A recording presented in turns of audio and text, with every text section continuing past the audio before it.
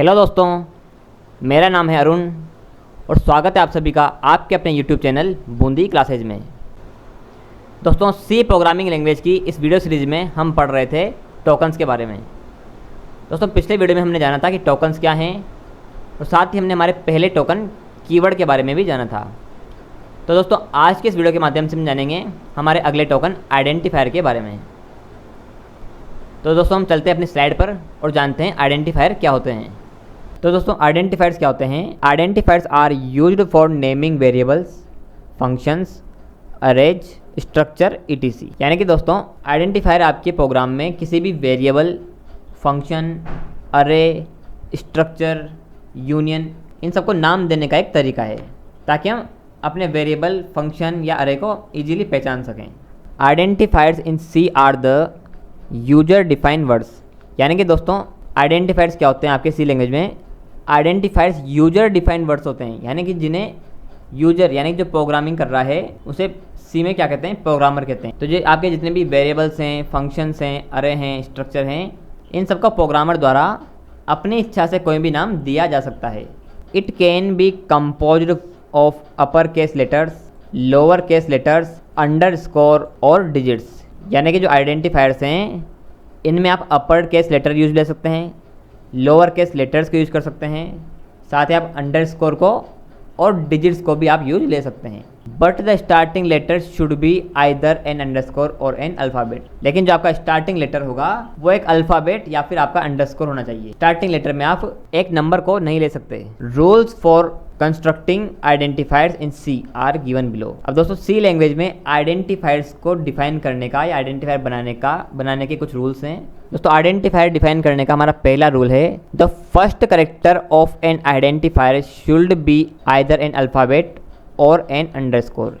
यानी कि दोस्तों, जो हमारा आइडेंटिफायर है, यानी कि जो हमारा वेरिएबल या फंक्शन या अरे या स्ट्रक्चर जो भी आइडेंटिफायर हम बना रहे हैं, उसका फर्स्ट कैरेक्टर या तो अल्फ़ाबेट से शुरू होना चाहिए या फिर अंडरस्कोर से शुरू होना चाहिए। And then it can be followed by any of the character digit और अंडरस्कोर। यानी कि दोस्तों, फर्स्ट कैरेक्टर अल्फ़ाबेट या अंडरस्कोर देने के बाद आप आइडेंटिफायर्स के पीछे के कैरेक्टर्स में आप डिजिट्स का उपयोग कर सकते हैं। दोस्तों, नेक्स्ट रूल है आपका, it should not begin with any numerical digit. यानी कि दोस्तों, जो आपका आइडेंटिफायर है उसका फर्स्ट कैरेक्टर कभी भी एक न्यूमेरिकल डिजिट नहीं हो सकता। जैसे कि आपने कोई आइडेंटिफायर डिक्लेयर किया, जैसे आपने कोई वेरिएबल डिक्लेयर किया A1 नाम से, तो आप A1 नाम से कोई वेरिएबल डिक्लेयर कर सकते हैं, लेकिन आप 1A नाम से कोई वेरिएबल डिक्लेयर नहीं कर सकते, क्योंकि यहाँ पर फर्स्ट जो आपका कैरेक्टर है वो एक डिजिट है। तो ऐसा आप सी लैंग्वेज में नहीं कर सकते। दोस्तों, नेक्स्ट रूल है आपका, in identifiers both upper case and lower case letter are distinct. यानी कि दोस्तों, आप आइडेंटिफायर्स के लिए अपर केस लेटर का यूज भी कर सकते हैं और लोअर केस लेटर का यूज भी कर सकते हैं। और साथ ही जो आपकी सी लैंग्वेज है केस सेंसिटिव लैंग्वेज है, यानी कि आपने अपर लेटर में कोई वेरिएबल या कोई आइडेंटिफायर आपने डिक्लेयर किया, जैसे कि आपने नेम नाम से कोई आइडेंटिफायर डिक्लेयर किया। अब आप नेम को अपर केस में भी लिख सकते हैं और लोअर केस में भी लिख सकते हैं, और आप चाहें तो दोनों ही केस में, अपर केस और लोअर केस दोनों ही केस में आप आइडेंटिफायर डिक्लेयर कर सकते हैं। Therefore we can say that identifiers are case sensitive. यानी कि दोस्तों, आपके जो आइडेंटिफायर्स हैं वो क्या होते हैं? आपके केस सेंसिटिव होते हैं। दोस्तों, नेक्स्ट है आपका, कोमाज, हैश और blank space can not be specified with in an identifier. यानी कि आप आइडेंटिफायर के अंदर कोमा, हैश, ब्लैंक स्पेस और आपके कीबोर्ड में अल्फ़ाबेट और डिजिट्स को छोड़कर जितने भी स्पेशल सिंबल्स हैं, जैसे कि $, प्लस माइनस, मल्टीप्लाई, इन सब का यूज आप एक आइडेंटिफायर के रूप में नहीं कर सकते। नेक्स्ट है आपका, keywords can not be used as an identifier. दोस्तों, जैसा कि अभी हमने थोड़ी देर पहले पढ़ा था कि सी लैंग्वेज में 32 कीवर्ड्स हैं और सभी कीवर्ड्स आपके स्मॉल केस में हैं। उनमें से आप किसी भी कीवर्ड का यूज आप आइडेंटिफायर्स के रूप में नहीं कर सकते, लेकिन आप कीवर्ड्स को कैपिटल रूप में यूज कर सकते हैं, तब आपके प्रोग्राम में कोई एरर जनरेट नहीं होगी।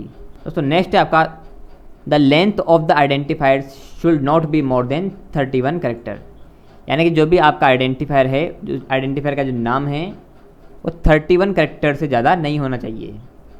यानी कोई आपका वेरिएबल है या कोई फंक्शन है या आपका अरे है या स्ट्रक्चर है, जो भी आइडेंटिफायर आप डिक्लेयर कर रहे हैं उसका जो नाम है वो 31 कैरेक्टर्स से ज़्यादा नहीं होना चाहिए। अगर 31 कैरेक्टर से ज़्यादा दोगे तो आपका प्रोग्राम एरर जनरेट करेगा। तो दोस्तों ये थे कुछ महत्वपूर्ण रूल्स एक आइडेंटिफायर को डिक्लेयर करने के। अब दोस्तों यहाँ पर कुछ एग्जांपल्स दिए हुए हैं एक सही आइडेंटिफायर और गलत आइडेंटिफायर के। जैसे कि राइट आइडेंटिफायर, सही आइडेंटिफायर किस प्रकार से हो सकता है, जैसे कि एज, ये एक बिल्कुल सही आइडेंटिफायर है क्योंकि यहाँ पर इसमें अल्फ़ाबेट्स का ही यूज़ किया गया है। आप चाहें तो अल्फ़ाबेट को कैपिटल रखें, स्मॉल रखें, इससे कोई फ़र्क नहीं पड़ता। नेक्स्ट है आपका फर्स्ट अंडरस्कोर नेम, ये भी बिल्कुल सही है क्योंकि यहाँ पर भी आपके अल्फ़ाबेट और अंडरस्कोर का उपयोग ही इसमें किया गया है। नेक्स्ट है आपका अंडरस्कोर A1, ये भी बिल्कुल सही है। हमने हमारे पहले रूल में पढ़ा था कि हम आइडेंटिफायर में पहला जो करेक्टर है वो या तो अल्फ़ाबेट होना चाहिए या फिर एक अंडरस्कोर होना चाहिए, तो इसलिए ये भी बिल्कुल सही है क्योंकि यहाँ पर पहला करेक्टर एक अंडरस्कोर है। नेक्स्ट है आपका कैपिटल में नेम और स्मॉल में नेम। जैसा कि मैंने पहले ही कहा था कि आपकी C language case sensitive language है। यहाँ पर अगर आप स्मॉल में कोई वर्ड लिखते हैं तो उसका अलग मीनिंग है, और अगर आप कैपिटल में कोई वर्ड लिखते हैं तो एक उसका अलग मीनिंग है, यानी सी का कंपाइलर दोनों को अलग अलग समझता है। तो अगर आप कैपिटल नेम और स्मॉल नेम इस प्रकार से दो आइडेंटिफायर एक साथ एक ही प्रोग्राम में क्लियर करते हैं तो आप ऐसा भी कर सकते हैं क्योंकि आपके दोनों अलग अलग आइडेंटिफायर हैं। कैपिटल नेम एक अलग आइडेंटिफायर है और स्मॉल नेम एक अलग आइडेंटिफायर है। इसके बाद है आपका num2। तो दोस्तों ये भी एक सही आइडेंटिफायर है क्योंकि आप स्टार्टिंग में नंबर नहीं दे सकते लेकिन आप पहले कैरेक्टर के बाद नंबर दे सकते हैं। अब दोस्तों इसके बाद है आपके कुछ रॉन्ग आइडेंटिफायर्स के एग्जांपल्स, जैसे कि 1 2 3, ये एक रॉन्ग आइडेंटिफायर है क्योंकि यहाँ पर यह एक डिजिट है। पहली बात तो एक पूरी एक डिजिट है, तो आप डिजिट के रूप में एक आइडेंटिफायर को नहीं दे सकते। सेकंड है आपका 1ABC, ये भी एक गलत आइडेंटिफायर है क्योंकि आपका पहला जो लेटर है ये एक नंबर है और आप आइडेंटिफायर में फर्स्ट लेटर नंबर नहीं दे सकते। नेक्स्ट है आपका फर्स्ट स्पेस नेम, ताकि रूल नंबर 4 में स्पष्ट कहा गया है कि एक आप आइडेंटिफायर के अंदर कोमा, हैश और स्पेस का यूज आप नहीं कर सकते, तो ये भी आपका एक गलत आइडेंटिफायर है। नेक्स्ट है आपका A#B, ये भी गलत है क्योंकि यहाँ पर हैश का उपयोग किया गया है। या जैसे अगर आप स्मॉल में इंट लिखते हो तो ये भी आपका एक क्या है, गलत आइडेंटिफायर है क्योंकि ये क्या है आपका एक ये कीवर्ड है, तो आप कीवर्ड को भी आइडेंटिफायर के रूप में काम में नहीं ले सकते। तो दोस्तों ये था आपका आइडेंटिफायर्स और आइडेंटिफायर्स को डिक्लेयर करने के कुछ रूल्स। तो दोस्तों अब तक हमने सी लैंग्वेज के 2 टोकन्स, कीवर्ड और आइडेंटिफायर के बारे में जान लिया है।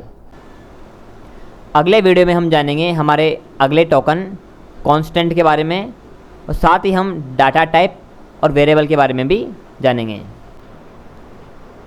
दोस्तों अगर आपको हमारे वीडियो पसंद आ रहे हैं तो वीडियो को लाइक कीजिए, चैनल को सब्सक्राइब कीजिए ताकि हमारे आने वाले लेटेस्ट वीडियो आपको जल्द से जल्द मिल जाएं। तो मिलते हैं दोस्तों नेक्स्ट वीडियो में, तब तक के लिए गुड बाय।